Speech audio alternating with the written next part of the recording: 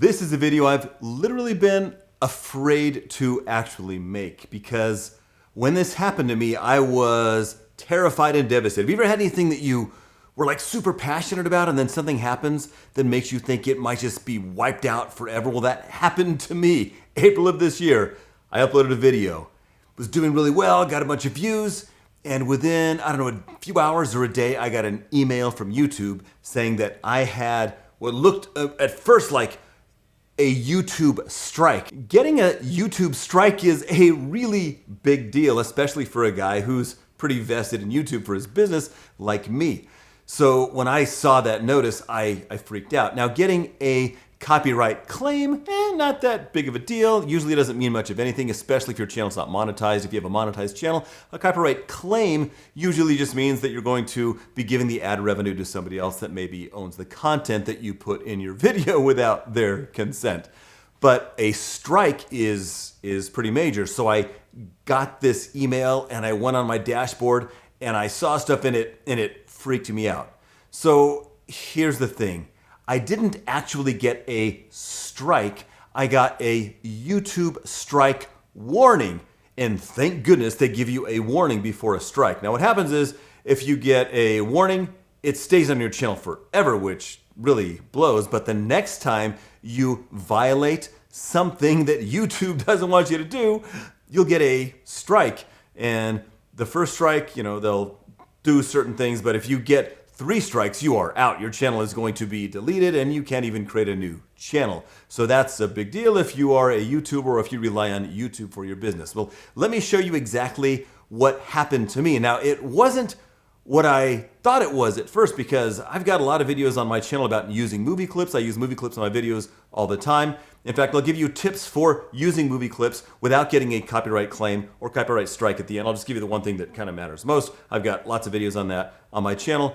And then I'll tell you what I actually almost got a strike for. I got a strike warning for, and it wasn't for using movie clips in that video, even though I did use movie clips. So I'm just gonna jump into YouTube Studio and show you exactly what happened and show you how you can avoid getting a claim or a strike on your channel. And I'm not even gonna say exactly the full title of the video because I'm afraid that's gonna hurt me, but you'll see it briefly at one point and hopefully that won't hurt me. So I'm kind of taking a risk. So do me a favor, and if you haven't yet, hit that subscribe button and then hit that thumbs up. Give me a like for this video for risking it for you guys. Let's jump into YouTube Studio real quick. This is my channel dashboard and it hurts my soul every time I open it up because I see this: channel violations, active community guidelines, strikes, and it says warning. Let's see what that actually means. I click on this and it says when you receive a strike, it can be one of 2 types.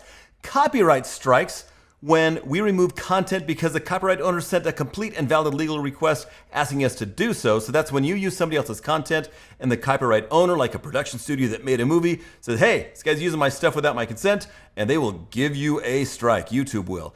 And then community guidelines strikes, when YouTube removes your content because it violates YouTube's community guidelines. And this is the kind of strike I got. I was really confused at first because my content didn't contain any of this stuff.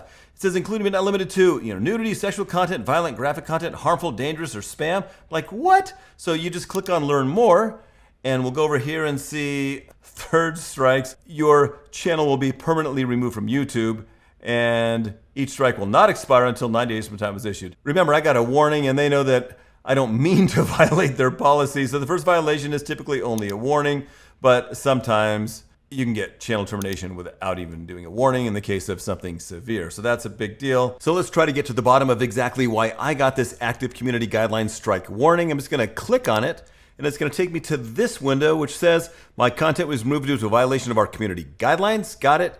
First time, account not effective. Cool. If it happens again, I'll get a strike. Bad.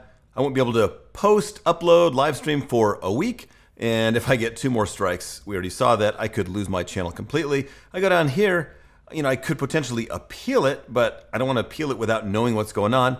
And it said the policy I violated was harmful or dangerous content. I'm like, what? I didn't have anything remotely like that on that video. So I violated a community guideline, so let's click on that and see what it possibly could have been. And if I look at these guidelines, it's like spam or deceptive practices, violent or dangerous content. Like, none of these things look remotely close to anything I did. But then it says additional policies. What does that mean? I look at these additional policies and I'm like, what could it possibly be?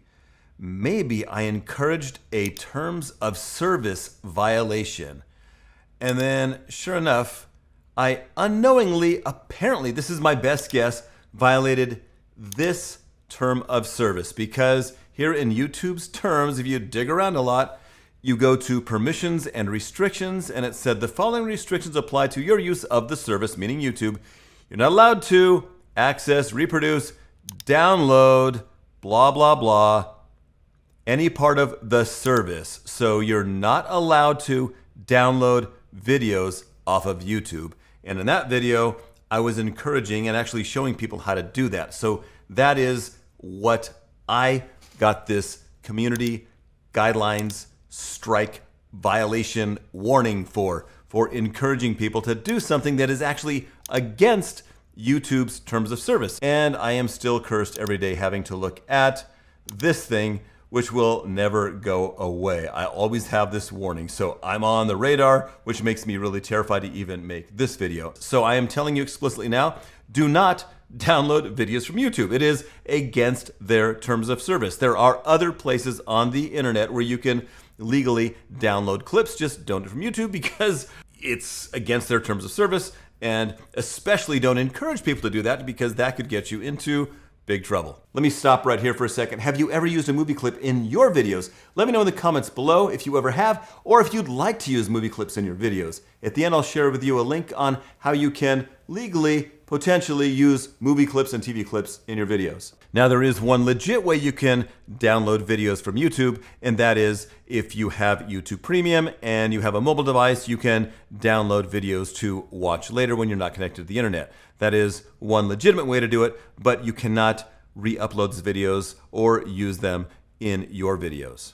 Now, I told you I'd show you how to avoid getting a YouTube strike or even a copyright claim. Now, remember, there are two ways you can get strikes. One is a community guidelines strike, and one is a copyright strike. So to avoid a community guidelines strike, you might want to go over to the YouTube's community guidelines and read through these. Some of it's pretty obvious. You don't want to put bad stuff up on the internet that is dangerous or sensitive. Some of the things that are less obvious, this is what happened to me. There are additional policies. You click on those and you might want to read through them at some time or another. But encouraging terms of service violations is obviously something you don't want to do. And you might want to read through what these terms of service are, what you have agreed to, even though most of us don't read that kind of stuff. So avoiding a community guidelines strike should be easy for most people. Most of the stuff is pretty obvious. I've got a lot of videos on my channel that have movie clips in them, and my biggest tip for avoiding copyright claims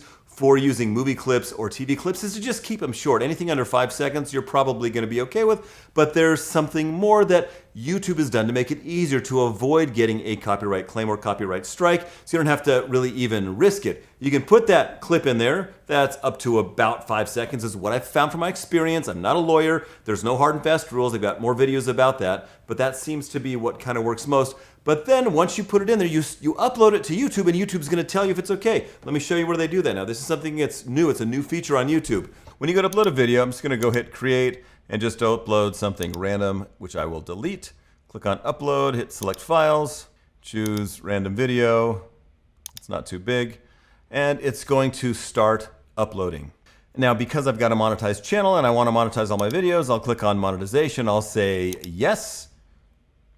And watch what happens when I say monetization on. This pops up, add suitability.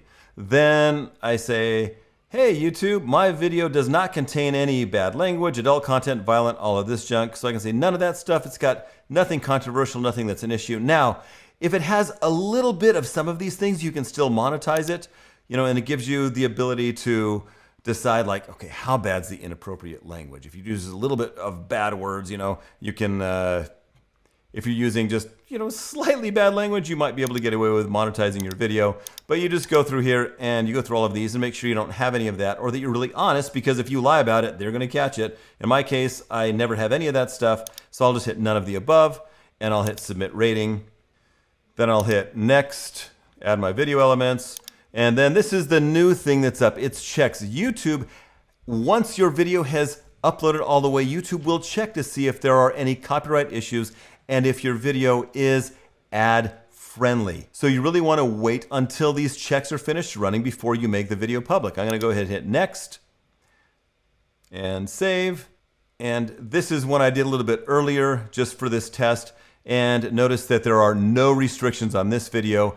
And sometimes you're going to see something that's a little terrifying under restrictions. It'll say something like "one found." You're like, oh no, not a big deal. Usually it just means it's still checking. And sometimes it can take, for a long video, it might take 15 minutes for this to happen. But just wait till that's done before you make your video public. And that's going to really decrease the odds of you getting a copyright claim or copyright strike. In my case, did you notice that it went from checking to none? It's a short video. There's nothing in it. There's nothing that's even remotely somebody else's content. So it found it pretty darn quickly. For a full playlist on fair use and using copyrighted material legally in your videos, click that right there. YouTube thinks you want to watch that video. Hit subscribe there to get all of my video training for free. Click on that link right down there. I can't wait to see what you create.